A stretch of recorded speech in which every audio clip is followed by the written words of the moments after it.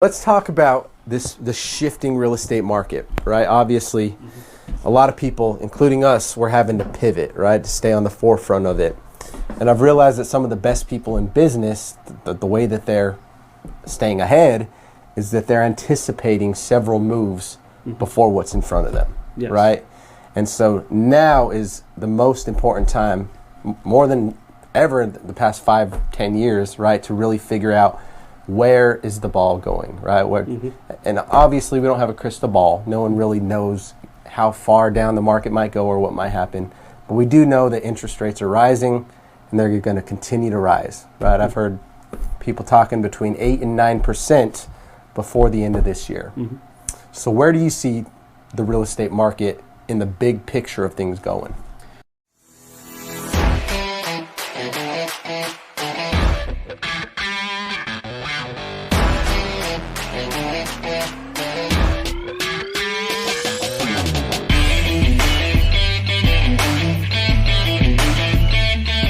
All right, welcome to the Investor Syndicate podcast, where we empower real estate investors with the tools that they need to win. We got my good boy, Josh Blackwell, in the house. I appreciate it. Welcome on board, bro. So we're excited to dive in, guys. Really just wanted to open up the discussion and talk about how to stay ahead of this shifting real estate market. Because if you look across the board, there's a lot of blood that's starting to come in the streets. Most people aren't seeing it yet, but there's a lot of distress. The dominoes are starting to tip.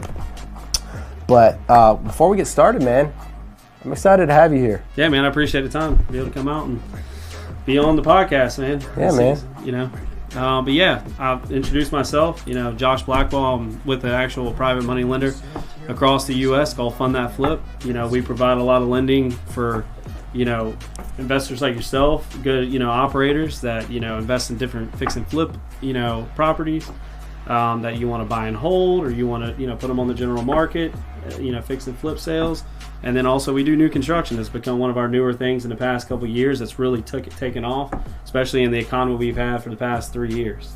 So, you know, hopefully, you know, we keep expanding. We've gone from start out 2013-14 to about $100 million in lending to $2 billion. That's incredible. So we're growing consistently, and it's all about the relationships we build. Really, you know, you can be a lending, but it's also the relationship. Yeah, it really is, man. Yeah. So let's talk about your progression in the real estate industry, where it started, and then how it progressed over the past several years. Yeah, so how it progressed is, you know, I started out of college. I went and worked for, you know, the corporate structured jobs and started, you know, I worked at a company called JW Aluminum in Goose Creek, South Carolina, because I'm originally from Charleston. I started there and I worked on the floor, actually, you know, and they wanted me to learn the process. And before you knew it, I moved into supply chain and purchasing. Learned a lot about chemistry and for metal, and, you know, then I moved over to Cummins Diesel. I worked for them for about 2.5 years, and then I left there. I actually worked for Volvo Cars as a buyer for procurement. I bought a lot of different types of materials.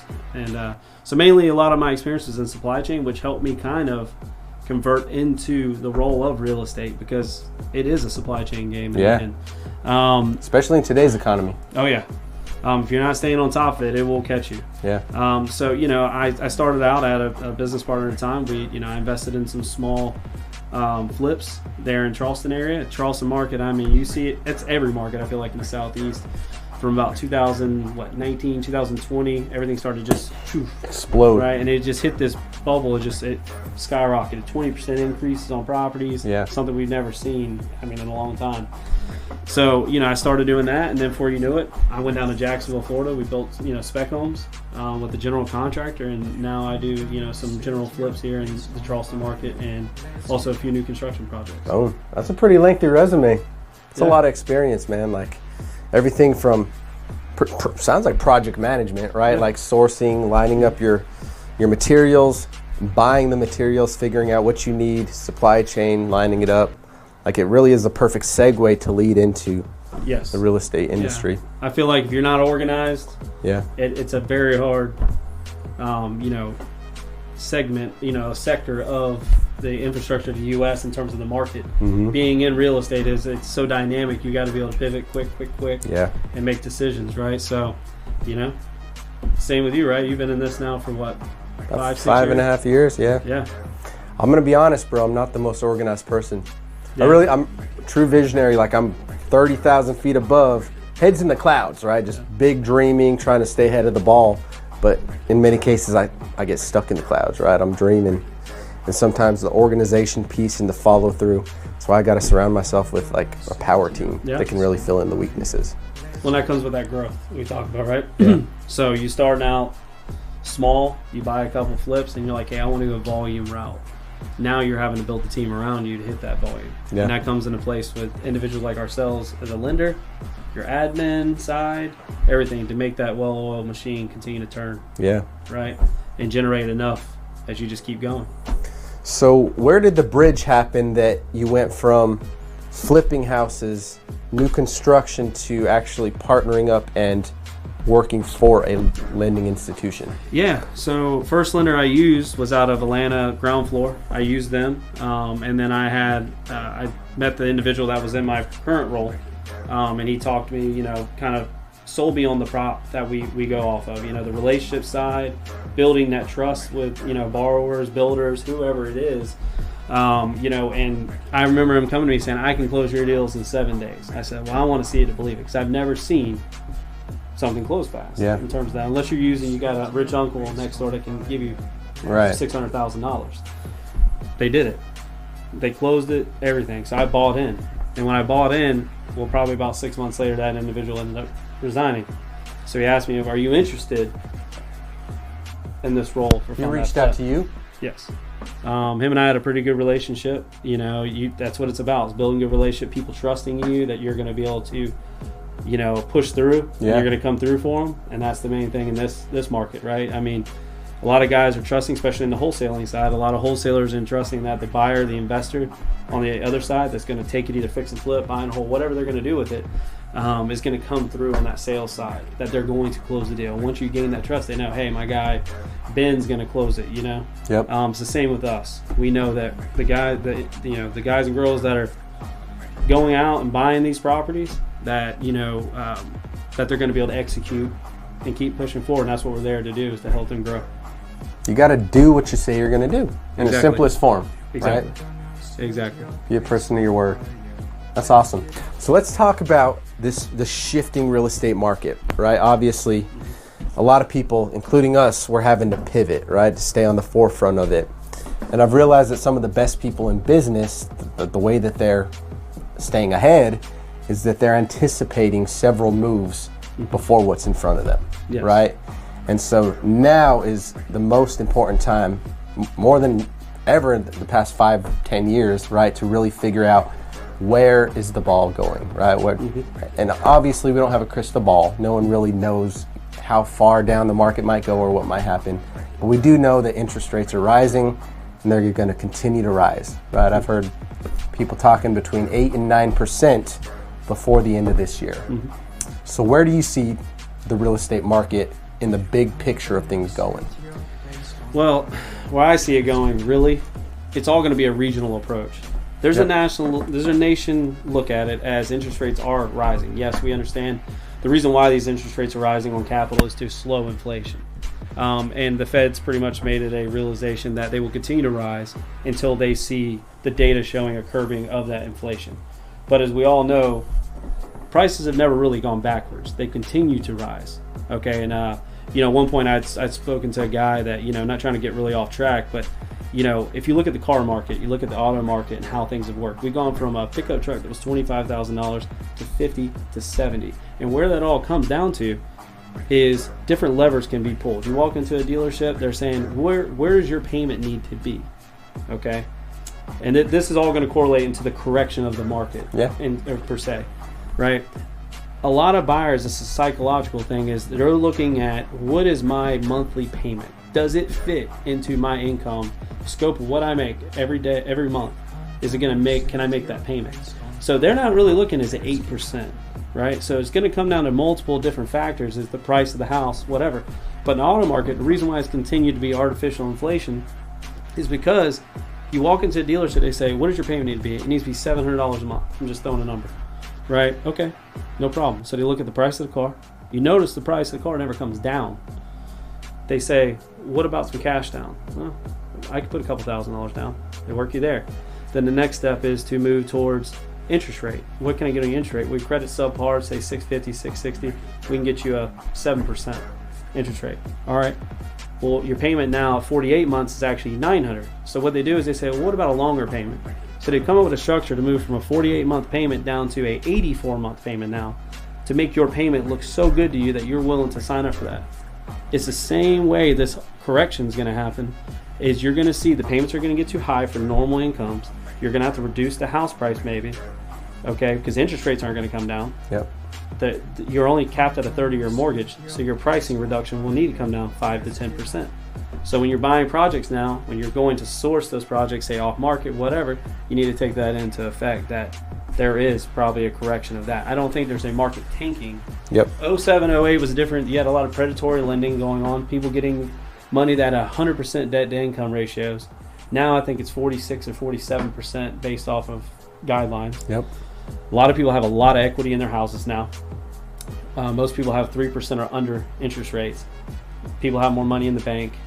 A lot more flexibility there. The millennial group is moving up. Plus the demand that's just flooding the southeastern United States, exactly. right? Yes. Geographically, it's going to be kind of in its own little zones. That's a good point. It will regional, be. yeah. It'll be a regional approach. I mean, it's... So you got like New York City up here where everyone's just running away. They're fleeing communism.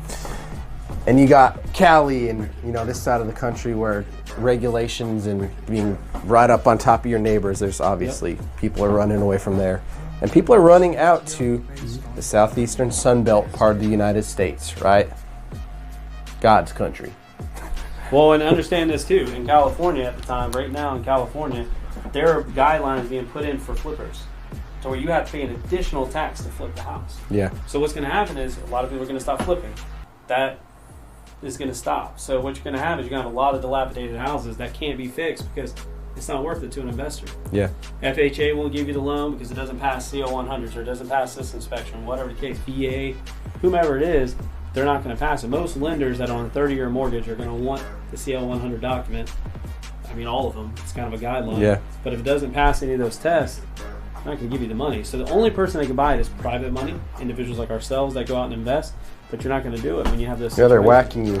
So basically, cancel that for parking your money, right? You want to park your money somewhere where you know it's safe and secure, and there's not all kinds of crazy policies that try to take it away from you, right? Exactly. And you're seeing about, over the past 10 years, almost 800,000 people move out of California into Texas. Okay? Mm-hmm. So the Austin, Texas market picked up. Dallas market picked up really well. Austin's seeing a little bit of a hit right now. You're seeing a little bit of a correction in Austin. Don't really know why, but Dallas is still strong. Houston, any of those areas, and it has to do with policies. It does. At the end of the day, it doesn't matter if you're Democrat, Republican, whatever. It matters about, if you want to be in this business, about what the policies around you and where you're investing at. Yep. Money doesn't look at both any party. The thing about business is you can uproot and move just about anywhere, especially in this virtual world that we live in, right? Driven by supply chain, everything else, and technology. Right? But you can literally, if COVID didn't prove anything else, it's that you can work from home in front of a laptop, right? Like Zoom stock exploded and this new virtual workforce is just, you know, it's now like a common trend that people accept as common business practice. So it's going to be really interesting to look like the big picture, seeing where things go. But to kind of rein it back in, man, let's talk about regional, right? We've seen a lot of institutional money, right? Big money. Hedge funds, cash buyers, you know, people that are relocating from up north, and they're just dumping money into the southeastern Sunbelt, right? So to your point, I'm glad you touched on the regional specific buy box point, because that's what it is, right? And thank goodness for local municipalities and local policies that can help, you know, structure and sustain growth. But man, this is our hot zone, right? Like, I don't see us getting too big of a hit. Everything stems from the approach of where's your buy box, who is buying what in these areas, who's moving in these areas. Because, you know, I know we spoke about it before, you know, in 08, 07, the luxury market was the first thing to go, right? So, of course, in Charleston, there is a lot of luxury down on the coast that are ranging over $2-3 million. So, you know, capital, a lot of times they don't when these interest rates rise like that, to get a little squirmy on those type of houses. A lot of those people that are buying those houses are fleeing from New York and those areas, because an average cost of a house there is over $1 million. So when they come down, this is nothing to them. And especially if they can keep their job that's in New York pay salary and come to Charleston, it's a win-win for them, right? Less property taxes, one. I'll give you an example. My next door neighbor is from Chicago. He told me I paid $500,000 for a house there or something. It was somewhere around that range. And he said my property tax is $12,000 a year. You can't sustain off that. I mean, the average tax down there about $2,000 or so dollars or more for a $500,000 house. So you can sustain that. And he also kept his job in Chicago and went remote. So you're seeing a big drastic shift there because of technology. Technology is making our lives better, and it makes it worse in some ways too. Yeah. So it has its pros and cons. So let's look at, what tightening up on the lending side really looks like, right? So I don't know exactly to a T what we're looking at, but let's just say somebody that qualified for $530,000 mortgage at, we'll say 2.5% interest, right? That same borrower in today's market, where interest, what are rates, about 7% right now? They're about 7, yeah. At 7%, the person that qualified for $530,000 house today, would you say what? Maybe so 300,000. Every quarter percent is generally about $30,000 in buying power lost. So we're looking at 120 you're per percentage. $300,000 now. Yeah, so that's roughly cut it in half. It's cut in half. You pretty much cut that. You slim that up. 300K if you're lucky, right? Like literally, you're looking at somebody that qualified for a $530,000 house 5 months ago that barely qualifies for $300 or below $250,000 house in today's market. That in its simplest form should show you how much we've squeezed the liquidity and the money out of the market, right? Which really tightens up things at a pretty big scale. Well, what it does is, you're starting to see permits, the pulling of permits slowing down. So what they're hoping that the supply chain catches back up, and that when the supply chain catches back up, when the supply chain does catch back up, that pricing will come down, because it's a supply versus demand. But my issue is if you look at the national economy, how it's been forever. I'll always use the example of bread, right? You used to buy a loaf of bread for a quarter back how long ago? I remember as a kid, I'm not that old, I'm only in my 30s. You could buy a loaf of bread for 80 something cents a loaf. Yeah. Now it's 3 to 4. And has it ever gone backwards? It's never gone backwards. So these prices, when people think that there's going to be just mass, I have a lot of friends that are, hey, I'm going to wait till the market corrects itself, or I'm going to wait till this. I said, pricing is not going to really go down. Yeah. If you look at historical data, 5 to 10%. Like even during a recession, I don't know the Columbia market as well, but in Charleston, the highest you saw was maybe in the West Ashley market. It was about 10 to 12%. And that was during a big recession. That was like cataclysmic in 07, 08. We're not in that situation. I think this is the federal government's trying to find this soft landing spot. I don't think there's really a soft landing spot. You're already actually in a recession. Yep. We didn't have positive GDP growth in the last quarter. So we are already in a recessionary period. It's just how bad is it? And I think there's so much money in the market, and it's a different type of market today that I don't see a collapse. I see a correction. Yeah. That's what we're doing. It's going to be interesting, man. So for your typical investor, right? I know investors have many different shapes and sizes, but for a real estate professional, real estate investor that treats this as a full-time business, what is the most, and again, it breaks down regional, right? In our current market, southeastern United States, where do you see being the safest play to execute your time and resources? Multifamily is always big, right? If you can get the right play, it all comes down to the numbers. Every time you buy a deal, you need to look at the ARV, look around at, properties that are of similarity. They're within about 10 to 15% square footage differences. Don't go like, oh, I got a 3,000 square foot house, mine's 2, and I'm comparing it. You're going to get killed on that, right? Yep. Because higher square footage, lesser amount, generally. So try to find some similarity that's sold within the last 30, 90 days. If you can get it, some 120, just depends on the market, and once you do that, take a little bit off. Like, don't say, oh, I'm going to push the market because I got 360 for this house. Say I'm going to get 330. Be conservative. And so when you go to buy it, you can look at what do you want to pay for that house and make sure there's enough margins in there to be safe, because the worst case scenario, great part about real estate versus the stock market is you have a physical asset. It's not like Bitcoin where you throw the money and somebody sends out a mean tweet and you lose $25,000. Worst case is you put a note on it, you got a monthly mortgage payment, there's a lot more renters than there are buyers.